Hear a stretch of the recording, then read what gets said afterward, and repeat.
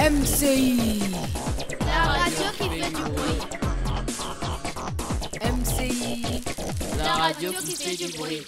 Bonjour chers auditeurs et auditrices, bienvenue à Matisse Comore Info, la web radio de l'école française Henri Matisse.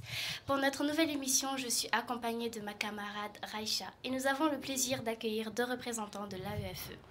Tout d'abord, l'ensemble des membres de notre club, la web radio Matisse Comore Info, et moi-même, nous vous souhaitons la bienvenue aux Comores et vous remercions également d'avoir accepté de venir nous rendre visite dans notre petit studio.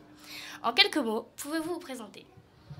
Alors, en quelques mots, tout d'abord, on tenait à vous remercier pour votre invitation. On est toujours très content de faire connaissance avec les élèves d'un établissement et puis leur web radio. C'est un très très bel outil.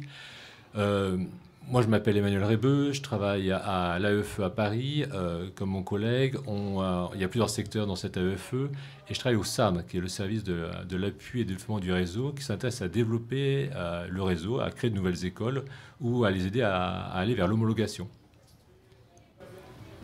Donc, moi, je suis Vienne Arras, donc je travaille également à l'agence. Je travaille dans un service qui s'appelle les secteurs géographiques et je suis en charge donc, du suivi administratif et financier des établissements de la zone qui s'appelle Moyen-Orient, Proche-Orient, Océan Indien, donc de l'école Henri Matisse.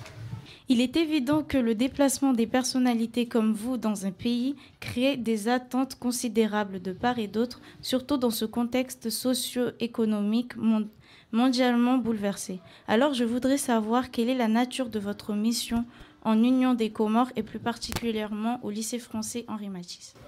Donc, nous sommes là dans le cadre d'une mission analyse-conseil. Donc, on se rend dans des établissements du réseau pour analyser leur mode de fonctionnement et proposer des recommandations, des solutions pour que l'établissement fonctionne de façon optimale. Merci. Il y a presque 2 ans, notre établissement a été homologué de la maternelle à la terminale.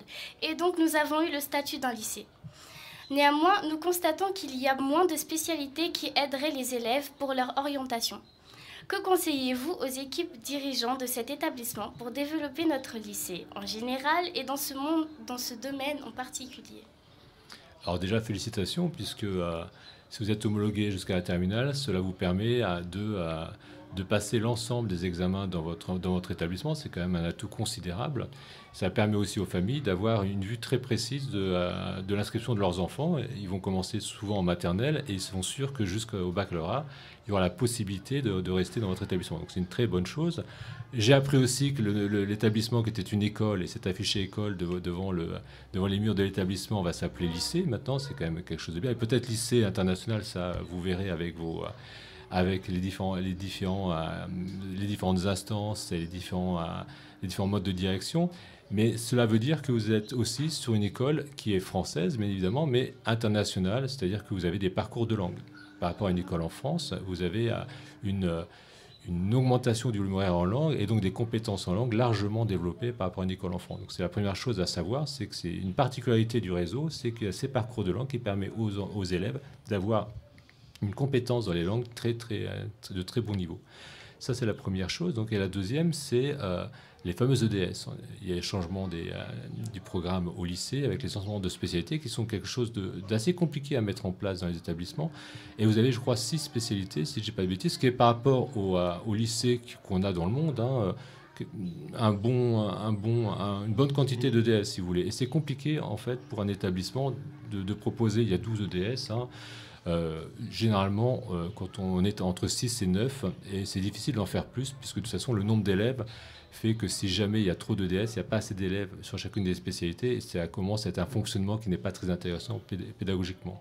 Donc voilà, je trouve que 6 EDS, c'est déjà, de la part de votre direction, une bonne marque d'intérêt et de diversité qui vous est proposée. Donc, si ça en a plus, tant mieux, mais c'est déjà une très bonne chose.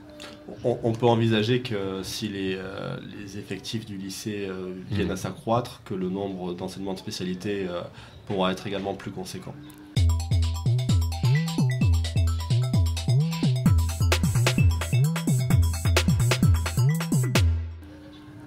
Nous saluons la mission de l'AEFE, Agence pour l'enseignement français à l'étranger, opérateur éducatif du ministère de l'Europe et des Affaires étrangères, qui est d'accompagner, de promouvoir et de développer ce réseau scolaire unique au monde, constitué de 566 établissements implantés dans 138 pays qui scolarisent des enfants français et de toute nationalité, appelés à devenir des citoyens de demain.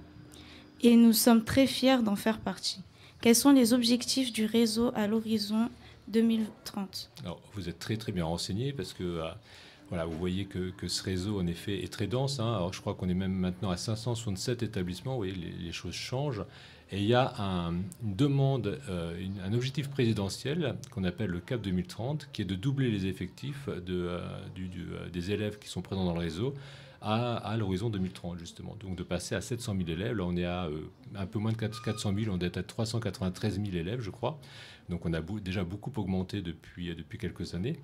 Mais l'objectif, c'est de continuer à ce développement parce que, tout simplement, on voit qu'à l'étranger, il y a une forte demande pour inscrire son enfant dans une école française. J'en parlais tout à l'heure. Il y a des parcours de langue qui intéressent beaucoup. Il y a ce côté citoyen qui intéresse beaucoup les familles.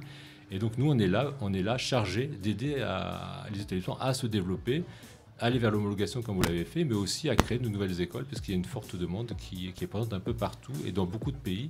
On était sur des villes plutôt capitales avant, et maintenant on a beaucoup de lycées dans les villes secondaires des pays. Donc ça veut dire que ça se densifie, et on peut trouver des écoles un peu partout. Et quand on est parent d'élèves, soyez sûr qu'on est très content d'inscrire son enfant aux Comores et de savoir que si on déménage aux États-Unis, on va retrouver une école française, et si on déménage aux États-Unis, au Japon, on va retrouver une école française. Donc c'est quelque chose de très fort et très solide au niveau du réseau. Merci beaucoup.